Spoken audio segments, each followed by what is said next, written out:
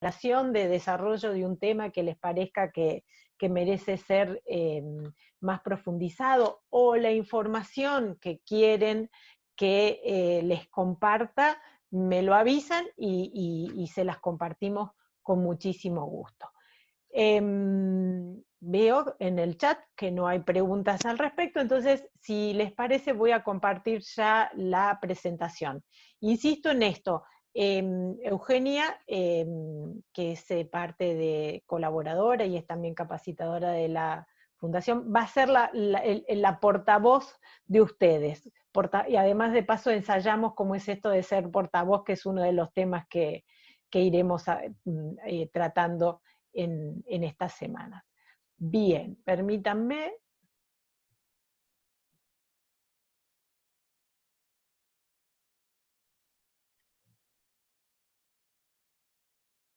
¿Me confirman que se vea la presentación? Perfecto, sí, Adri. Perfecto, gracias. Bien, todos los nombres o todos los títulos que se nos ocurren tienen que ver con esto, ¿no? Con las mutaciones. Y yo les quiero compartir unos datos para que pensemos cómo nos agarró la pandemia. Cuando empezó en marzo, en el momento de mayor atención, una encuestadora que se llama Edelman, que hace un barómetro de confianza todos los años, hizo un informe especial preguntando cuál era el mejor portavoz de la pandemia para los temas de la COVID. Y fíjense qué interesante. En primer término estaban estos grandes actores que tuvo que ver en la pandemia, estaban relacionados con los científicos, con mi doctor, es decir, el profesional de conocimiento directo, los funcionarios de la Organización de Salud de los Estados Unidos, los funcionarios de la Organización Mundial de la Salud, que es esto, y en el otro extremo, es decir, como los menos creíbles, los periodistas, los países más afectados, los funcionarios de gobierno, los medios en general y los líderes de cada país. Y fíjense qué interesante paradoja que 5 meses después lo que confirmamos es que quienes más hablaron de la pandemia fueron estos 5 actores, que son justamente los menos creíbles. ¿Y por qué empiezo con este gráfico? Porque no podemos analizar lo que estamos viendo, la situación, lo que llaman la relajación de la cuarentena, la diferencia de interpretación de algunas cuestiones, sin entender que cuando hablamos de comunicación tenemos que partir de la confianza que me genera el que comunica. A mayor confianza, más legitimidad de la comunicación. Y lamentablemente, la confianza en Latinoamérica, este es un gráfico que desagregué por distintos tipos de instituciones, estos son 25 años de confianza en Latinoamérica. Vayamos viendo cada uno de los cuadrantes para que sea más fácil de leer. Estas son las instituciones más creíbles para Latinoamérica: la Iglesia, las Fuerzas Armadas y la policía. Yo no sé qué tanto lo sabían, generalmente cuando lo comento suele llamar un poco la atención, porque no son organizaciones que por ahí tengan mucha prensa, o incluso no tienen buena prensa. Sin embargo, fíjense que la Iglesia es una de las que más mantiene, exceptuando en el último tiempo, más mantiene la credibilidad. Si yo les pidiera que pusieran en el chat rápidamente, una razón por las cuales ustedes creen que Iglesia, Fuerzas Armadas y Policía son las principales destinatarias de la confianza de los latinoamericanos. ¿Qué dirían? ¿Pueden escribir Aquí, así? Sí. en el mientras tanto preguntan en qué países hizo la muestra. Toda Latinoamérica. Toda Latinoamérica, ustedes saben que el Latinobarómetro es una fuente de información que se las recomiendo.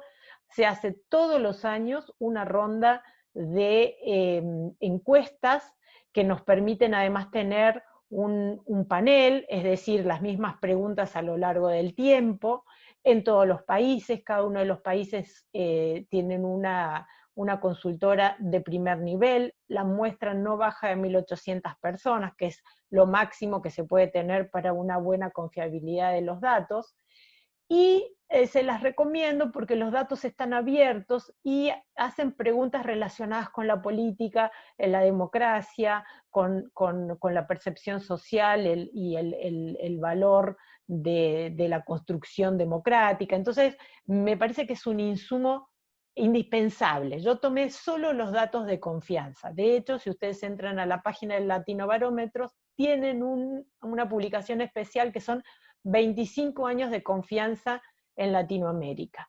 Y entonces les van a dar muchísimas más razones que las que vamos a poder compartir en este ratito. ¿Escribieron, Neuge? Sí, en general y como unánime es traición por una cuestión cultural, también son instituciones que promueven la asistencia, porque Es tienen presencia, pero la que más han remarcado es la tradición. bien. Quizás lo que vamos a tener que pensarla es en el contraste con la que menos confianza genera, que ahí lamentablemente están ustedes, están los partidos políticos. Fíjense que los partidos políticos es la institución de menos confianza en Latinoamérica. Casi siempre está por debajo del 20%. Esto es casi el promedio de confianza interpersonal, porque además de medir la confianza hacia las instituciones, el Latinobarómetro mide la confianza interpersonal y los niveles de confianza de Latinoamérica son bajísimos, bajísimos. Es en promedio 20%, casi como los partidos políticos. Es decir, que cada latinoamericano en promedio confía en una de cada 5 personas. Y esto tiene muchísimas explicaciones, pero tenemos que pensarla desde la lógica de la comunicación. ¿Cuál es la diferencia, la otra la otra menos creíble también, y a mí me da mucha tristeza porque yo considero que el Parlamento es la base de la construcción de las democracias? Fíjense que el Parlamento también está súper abajo, está casi acompañando el Poder Judicial. Gobierno suele despegarse un poquito, pero fíjense que también tiene más oscilación. Uno puede ver, ¿no?, esa primavera de confianza que hubo en algunos gobiernos en Latinoamérica hacia 2006, 2007, 2008, pero también ve cómo después de 2013 cae abruptamente, y esta es una de las razones también por las que fue posible el recambio de partidos, ¿no? Eh, eh, Ahora, si yo tuviera que poner estos dos cuadrantes en contraste y también con una palabra, ¿qué sería la diferencia entre la confianza que tienen en las Fuerzas Armadas y la Iglesia y la policía y la confianza que tienen en los partidos políticos y en el Parlamento, por poner los dos extremos? ¿Cuál sería la razón de la confianza? Bueno, en el chat están marcando mucho la cuestión de corrupción vinculada a los partidos políticos. Hay más de 7 u 8 que han remarcado la palabra corrupción. Exacto. Eso es, o sea, fíjense que la corrupción resalta la falta de confianza. Y esa es una de las razones, y permítame que vuelvo para atrás, por la cual la gente no quiere escuchar los países más afectados. O sea, los países más afectados están teniendo problemas. Entonces la gente dice, ¿y qué me vienen a contar de los países más afectados y son los que tienen más muertes? ¿Sí? Y acá también empezamos a entender una clave de por qué confían más en aquellos que les traen cada tanto alguna solución. Acá se ve mi médico, los científicos, los expertos e incluso una persona como yo que me resulta más creíble o por lo menos se identifica más con mi problema que estos personajes que suelen hablar de cosas que me son ajenas. Y fíjense que si uno piensa en la pandemia, ¿no? El trabajo, por ejemplo, que empezó a hacer las Fuerzas Armadas en la asistencia comunitaria, el valor de las iglesias digamos, en sostener muchos de estos problemas psicológicos, familiares, internos, de los cuales la política no se está ocupando. Entonces, me interesa partir desde acá, porque lo que tenemos que entender que la comunicación, uno se enamora de los medios, de la cuenta de Twitter, de las redes sociales, y le parece que el titular del medio cambia la cuestión. Pero lo que nos están diciendo los latinoamericanos es, ojo, que yo le creo más a la gente que me brinda algo, no solamente la gente que me dice algo. Y fíjense también que las municipalidades son incluso un poco más creíbles que el Parlamento. Y esto tiene que ver porque son de la política los organismos que están primero más cercanos a la ciudadanía en su conjunto. Y segundo, las que le brindan más soluciones. Pensemos también lo que pasó en la pandemia con todo lo que tuvo que ver con el comercio electrónico, la distribución de servicios, cómo de alguna manera fueron las empresas las que sostuvieron la red de suministros que nos permitió vivir durante estos 5 meses, incluso tratando de buscar soluciones que al poder público no se les ocurría. Entonces, eh, muchos de ustedes son personas que están trabajando en estas organizaciones intermedias. Y a veces cuando hablo con ustedes me expresan, ¿no? Como diciendo, no, claro, yo tengo pocos seguidores en Twitter, no, yo comunico poco, pero si yo los traigo a la verdadera lógica de la comunicación, que tiene que ver con una interacción, con un intercambio que yo le ofrezco a los otros, se van a dar cuenta que ustedes están en mejores condiciones para comunicar que muchas de estos personajes o de estas personalidades más cercanas a las celebridades de la política que a los solucionadores de problemas. Y acá hay otro factor que también quiero dejarles como un concepto, como un punto de partida, porque vamos a volver a lo largo de los otros encuentros. Muchas veces se plantea que la visibilidad es, ¿no?, una condición de la política, tiene que ser conocido para ser votado. Y yo no estoy tan de acuerdo con ese concepto, sobre todo a la luz de que en los últimos años hemos visto subir al poder personajes que eran absolutamente desconocidos unos meses antes de ser votados. En Argentina empezamos en 2003 con Kirchner, que 4 meses antes de las elecciones tenía un conocimiento público del 7%. Bolsonaro es otro de los grandes personajes. Trump es otro de los grandes personajes en los cuales incluso la visibilidad le jugaba en contra. Yo no quiero decir que ustedes se tengan que convertir en Trump, Bolsonaro o en Kirchner. Por favor, no se interprete así. Pero los pongo como ejemplo de que no necesariamente ni una buena imagen pública, ni una visibilidad alta es condición para legitimarse o para conseguir digamos, ser parte del juego político. Y de hecho creo que el PRO tiene una gran cantidad de ejemplos que me validan esta idea de que son las municipalidades los que están construyendo de abajo hacia arriba, en donde mucha parte del crecimiento de PRO tuvo que ver justamente con bases comunitarias que terminan agregándose. Esta nueva configuración del abajo hacia arriba también explica ese desconcierto que nos generó el 9 de julio y que genera movilizaciones, o que incluso generó las movilizaciones en la campaña del año pasado. Pero bueno, si les hace mucho ruido esto, estoy siendo insolente para ver que sigan ahí y que me hagan preguntas. ¿Qué pasó en la COVID con la forma de informarse?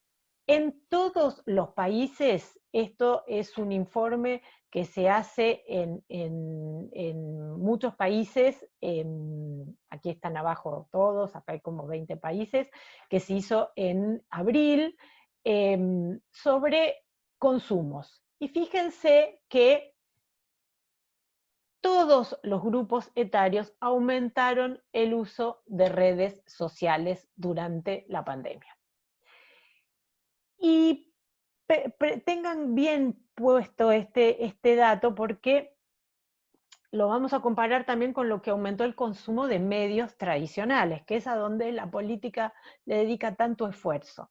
Fíjense que aún los grupos que más desconfían que tengan uso de las tecnologías durante la pandemia aumentaron 1/3 el tiempo que le dedicaban a las redes sociales. Y entiendo por redes sociales no solamente las plataformas Twitter y Facebook. Esto es una red social, es decir, el uso de Zoom es una red social. Piensen que Zoom era una empresa que tenía 10 millones de usuarios en diciembre de 2019 y en abril de 2020 superaba los 300 millones de usuarios.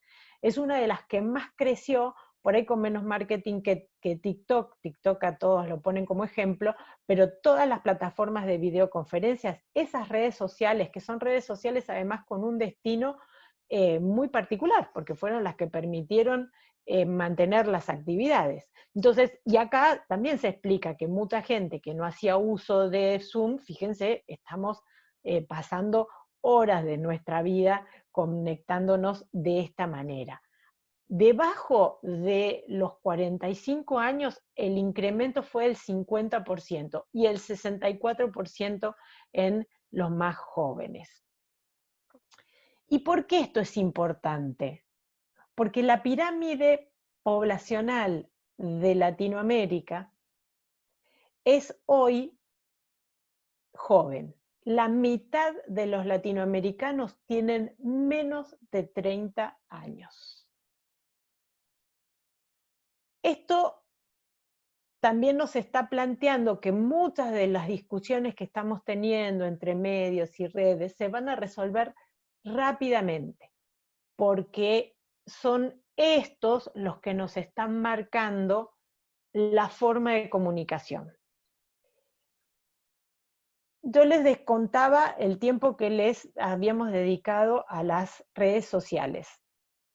Fíjense lo que pasó con el tiempo que le dedicamos en promedio a la lectura de los artículos. ¿Cuánto entienden que cuánto tiempo le dedican ustedes a cada nota que leen? Escríbanlos, así Eugenia los lee. De paso, hay reflexiones sobre el Dale. decir y el hacer, que la visibilidad no genera credibilidad automáticamente, Muy y bien. hasta ahora dicen 1 minuto, entre 1 y 5 minutos de lectura. Bien, es una enormidad y como ustedes pueden decir una cosa, pero nadie le miente a Google ni al algoritmo. El algoritmo calculó que durante el mes de la pandemia le dedicamos a la lectura de las noticias 30 segundos. Ese es el tiempo que nosotros le dedicamos. Y les digo más, decidimos, el tiempo que nos tomamos para decidir si le dedicamos esos 25 o 30 segundos es de 3 segundos. Nosotros en 3 segundos decidimos si vamos a dedicarle 30 segundos a leer una noticia.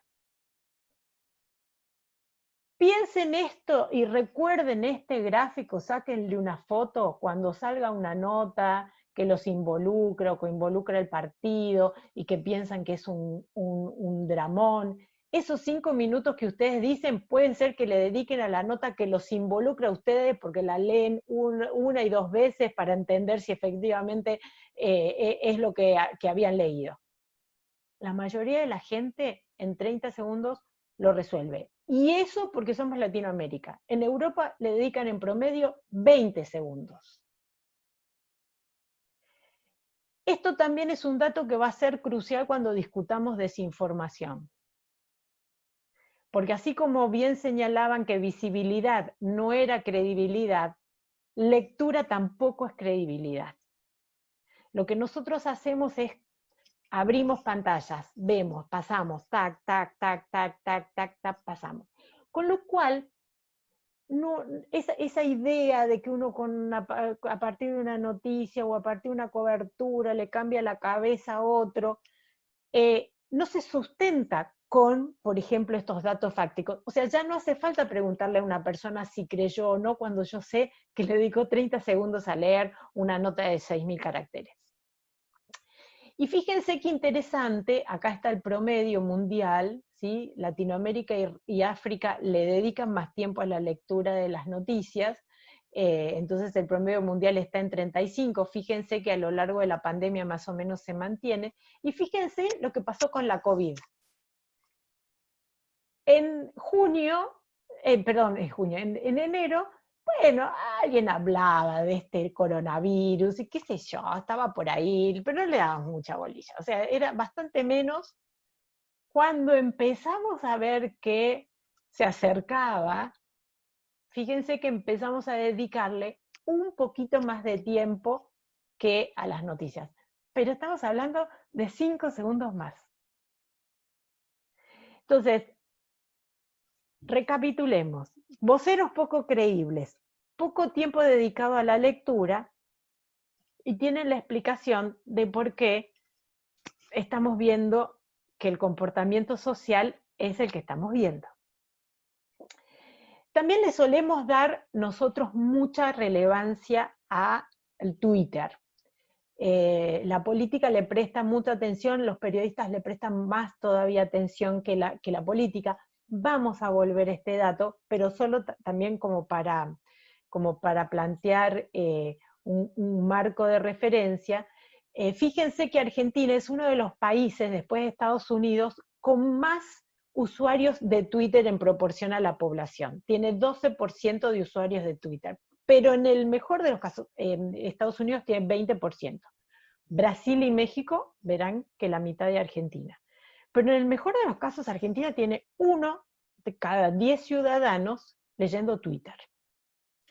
Es cierto que es la caja de resonancia de la política, es cierto que es la red que priorizamos los periodistas, pero fíjense también que a veces estamos pensando las estrategias de comunicación desde la perspectiva de nuestro grupo de pertenencia, que es la política o el periodismo, pero no la ciudadanía.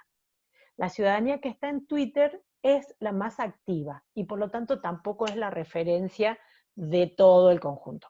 Euge, vos anda diciéndome si aparecen. Adri, sí. Un poco bajo, si te podés sacar el video para que se escuche solo el audio, para que no se escuche tan entrecortado. Ah, sí, cómo no, mejor. Y hay bastantes tuiteros que, que están haciendo saber que son tuiteros y la síntesis que implica también el Twitter. En cuanto a o sea, yo, que quede claro, yo soy... Sacó Adriana el video. Ahí está, a ver si se escucha mejor. Bien. Yo soy re fanática de Twitter, y ustedes ya saben que soy además muy activa, de hecho no tengo una cuenta, tengo 3 y las administro todas. Y es muy útil para hablar con ustedes, es muy útil para hablar con mis colegas, va, más o menos, mis colegas no hablan mucho en Twitter de los periodistas, se muestran mucho pero hablan poco. Me sirve mucho para hablar con los colegas de la academia, para hablar con mis estudiantes, pero yo no puedo suponer que con eso estoy comunicada con mi comunidad. No puedo decir que porque yo dije algo en Twitter y lo levantó un medio, ya me comuniqué. Fíjense otro dato hermoso, y ahí sí les voy a pedir que cuando terminemos, o cuando sean, me tuitean, o arroba infociudadana, o arroba lady amado, los mejores memes de la cuarentena. ¿Por qué? Porque los principales contenidos que la gente consumió durante la cuarentena fueron, además de películas, memes y videos divertidos. Eugenia se ríe porque es una fanática de TikTok y de videos divertidos, y tutoriales, que es lo que soy yo fanática. Y fíjense qué interesante que durante la pandemia la atención estuvo acá. A ver si podemos retomar.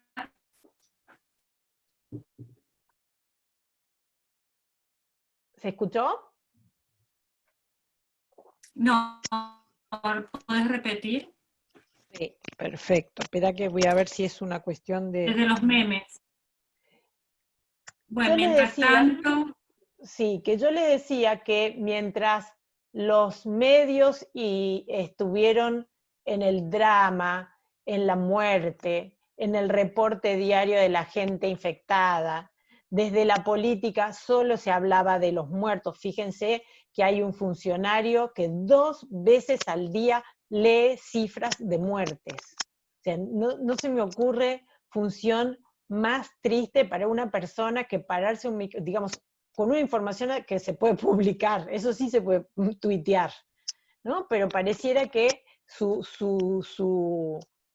cometido es leer X cantidad de afectados, X cantidad de muertos, creen que compensan cuando dice X cantidad de recuperados.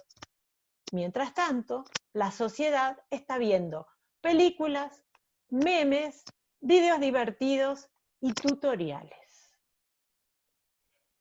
Acá también lo que nos muestra un poco la desconexión de los temas y de la agenda política con lo que tiene la cabeza de la gente.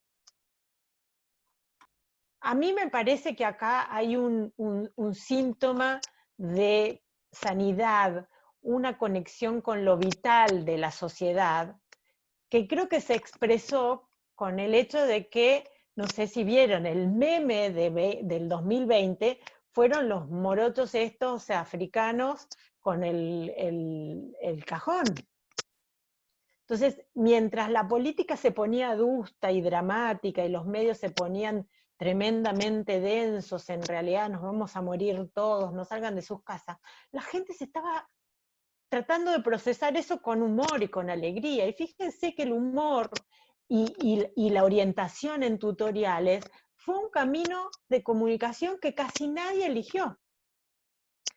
Y acá es donde empieza a tener valor ese 60% de tiempo más que los chicos dedican a las redes sociales, porque están armando memes y videos, el 30% más que la gente grande dedica a internet, porque están viendo tutoriales de cómo usar el Zoom, están viendo tutoriales de cómo preparar la comida, de cómo hacer pan, de cómo hacer yoga, de todas esas cosas que nosotros buscamos durante la pandemia. Y acá les pregunto, ¿cuántos de esos contenidos aportó la política? ¿Cuántas de esas soluciones, digamos, cuánto de eso aportó para meterse en esta conversación? ¿Hay algún? Vos decime si hay comentarios, ¿eh? Sí, acá están más o menos diciendo algo similar, que en general los medios no reflejan ni el humor ni otras alternativas de contenidos, y también que fuera de los memes no hay humor, contenido de humor, que es lo que vos decías, lo que venías abogando. Y también Exactamente. otra reflexión que sucede a veces, que en las provincias las redes sociales no son tan utilizadas como pueden ser en Cava o en Buenos Aires, nos comentaban recién. Me gustaría que me comente esa persona si no usan WhatsApp en provincias, no usan Zoom, no usan Skype, porque lo que les quiero plantear es que las redes sociales no son Facebook y Twitter. Las redes sociales son casi todas estas plataformas digitales por las cuales estamos interconectados. Fíjense, acá, este es un informe que hizo el New York Times, que muestra también de enero al 24 de marzo, fíjense el tráfico de Facebook, de Netflix, que es otro de los grandes ganadores de la pandemia, de YouTube, fíjense el crecimiento.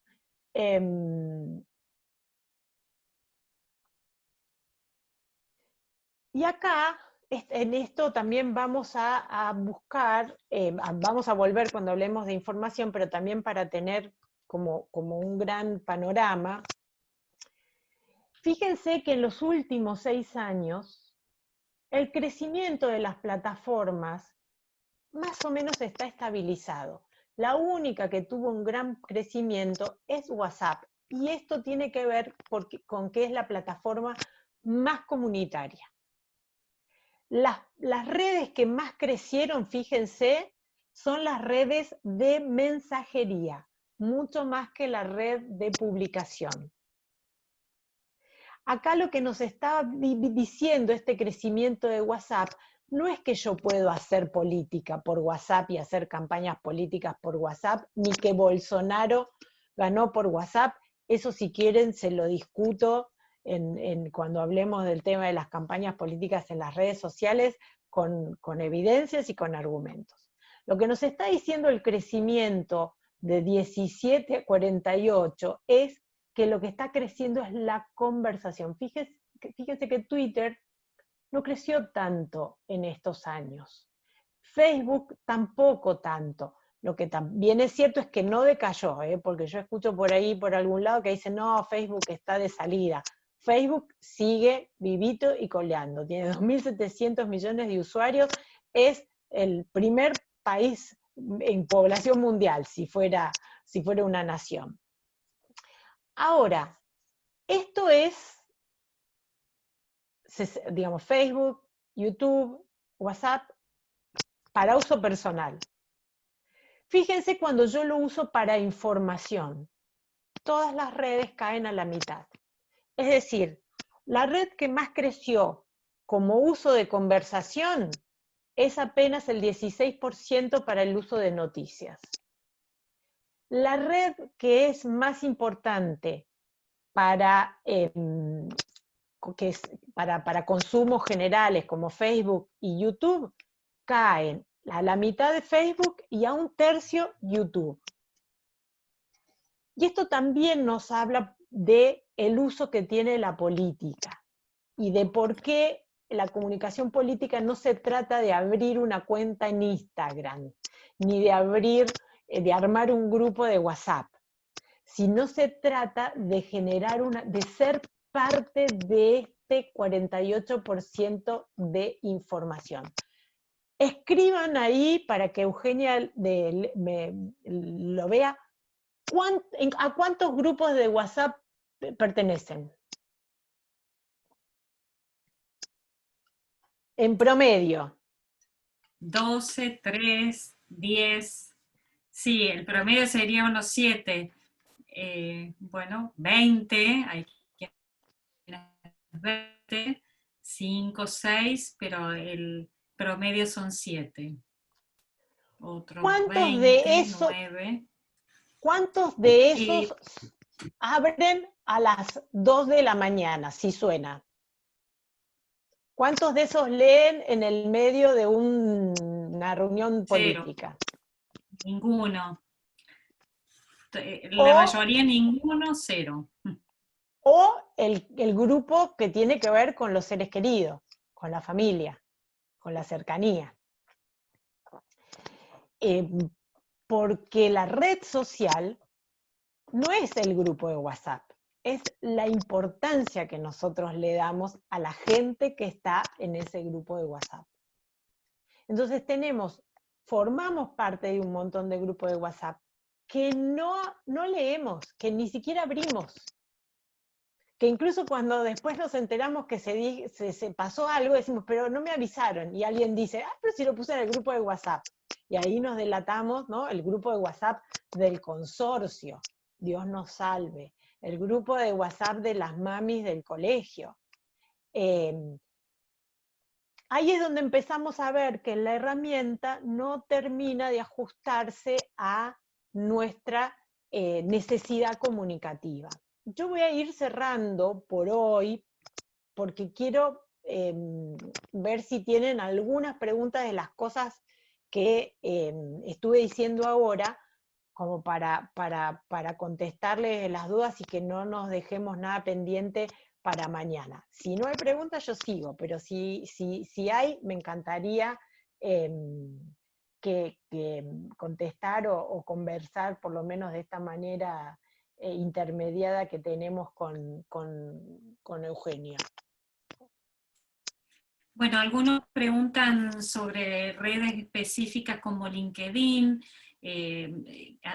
Estimo que si son diferencias, o cuáles serían las diferencias entre las redes sociales, entre las mismas redes sociales. También hay mucha opinión de lo que se tiene y de lo que se utiliza o no como red social.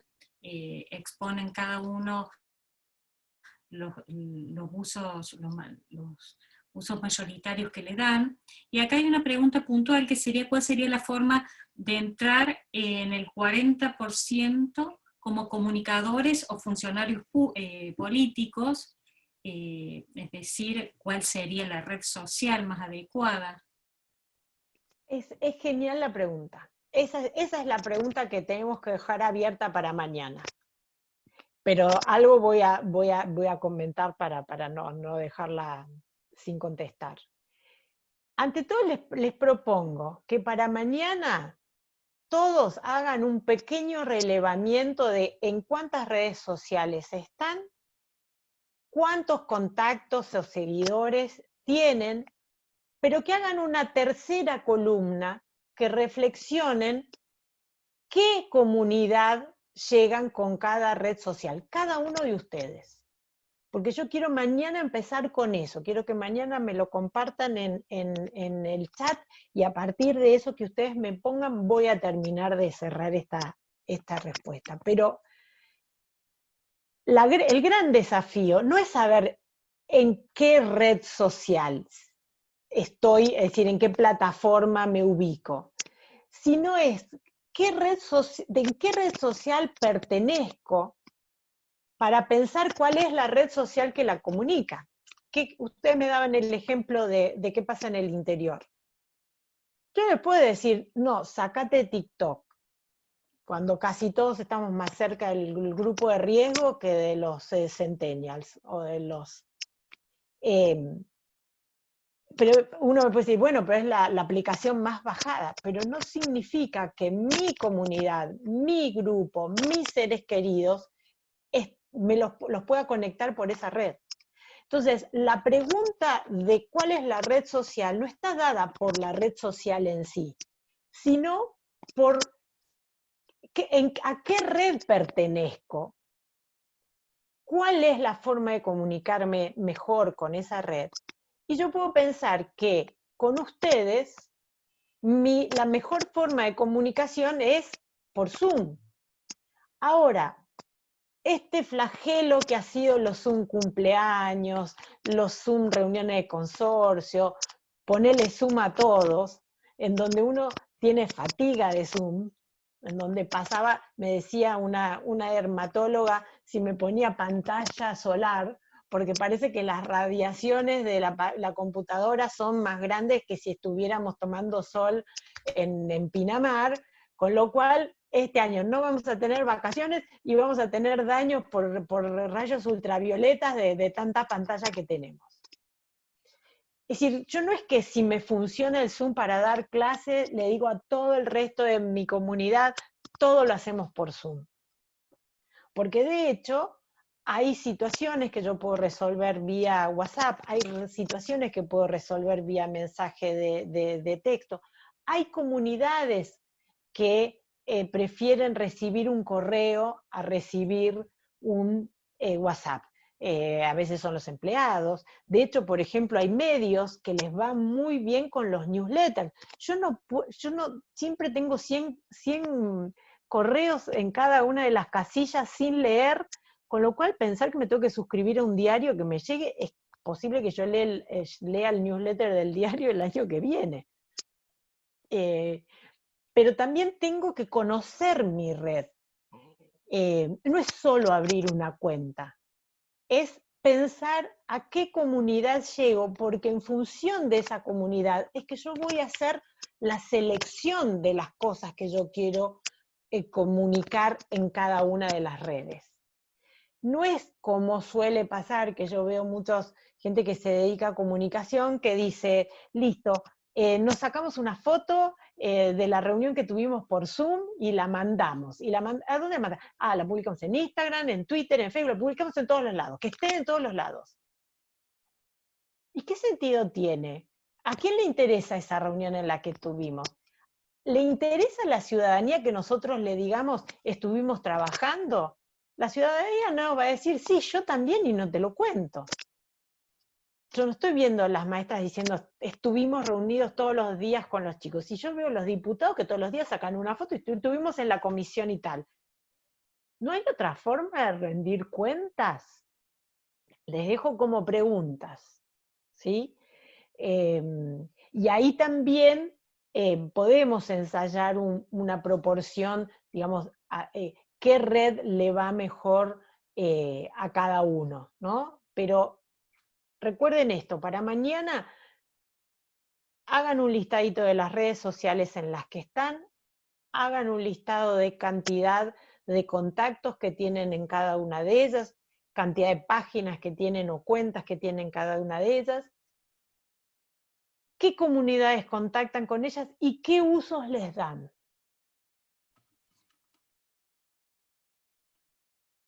Si les parece, Adri, que ya estamos llegando como a la hora, y dejamos reflexiones como para mañana, que te preguntan cuál sería el horario más conveniente para difundir en las redes sociales, qué es una comunidad, si Twitter no se ha convertido en una red de agresión y desacreditación, y bueno, si la red, una reflexión que la red no sustituye el territorio.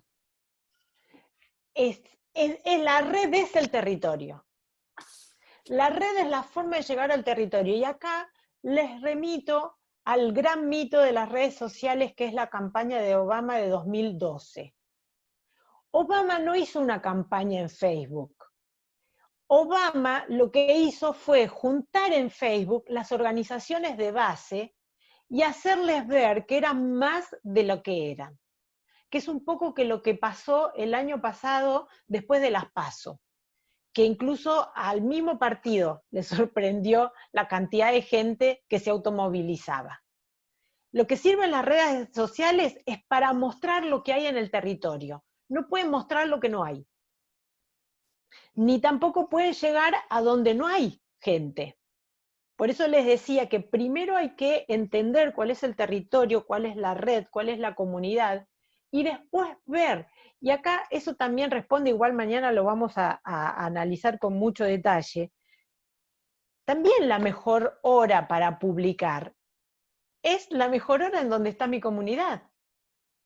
No todas las comunidades. Yo le puedo dar digo que esa es otra de las grandes, digo, un community manager, es decir, un profesional de las redes sociales, les va a decir, mira, el promedio mundial de gente en Twitter es a las 6 de la tarde. Porque también a las 6 de la tarde están los más agresivos, los que están enojados y vienen indignados de la mañana de las noticias. Entonces sí, hay más gente, pero están todos más enojados. Por ahí yo tengo que pensar en que mi comunidad lee las noticias más temprano, y por ahí llego a menos, pero sé que llego. ¿Por qué no hacer al revés? Ver a qué hora están publicando la gente que yo quiero leer. O sea, hay como un trabajo más dedicado a ver lo que están haciendo en las redes sociales que yo a poner, porque la idea de poner mensajes por horario se parece mucho a eso de los avisos de la televisión, en donde decía, bueno, el horario central, listo, es de 9 a 11 de la noche, entonces pongamos los avisos de 9 a 11 de la noche. Pero si yo quiero comunicarle a los chicos estaban viendo los dibujitos a la mañana. Sigo, depende mucho de quién es al grupo al que yo le quiero comunicar, no es al bulto, porque eso es parte de la lógica de los medios masivos, pero no la lógica de los medios de conversación. No importa tanto que haya mucha gente, sino que haya gente dispuesta a conversar y que yo esté dispuesta a conversar. Si no, no es más que tirar una botella al mar de esa gran cantidad de publicaciones que hay en las redes sociales. Y lograr interacción es muy difícil. Entonces, les va a pasar, y ahí también revisen cuáles fueron de la última semana las publicaciones que tuvieron más interacciones. De las publicaciones que ustedes hicieron, cuáles tuvieron más me gusta, cuáles tuvieron más comentarios, cuáles tuvieron más insultos, eso también es una forma de interacción. Pero así, mañana partimos de un perfil de lo que hicieron ustedes. ¿Sí? Yo voy a dejar de compartir pantalla y así verles las caritas y volver yo a... y así verlos acá. Háganme como harían en Facebook, si está todo bien, háganme una manito para arriba. Genial, genial, así me voy contenta, todo. ¿Algo que quieras decir, Olaf, Mónica? Bueno, muchísimas gracias, me emociona que hayamos empezado 123 y hayamos terminado 176. Eso está muy bien, por lo menos dejaron la cámara prendida, que eso es valioso. Y mañana vamos a trabajar más con ustedes. Háganse un diagnóstico de lo que hacen ustedes, que así, además de yo seguir con algunas cosas para mostrarles, también aportamos desde lo que cada uno de ustedes necesitan. ¿Sí?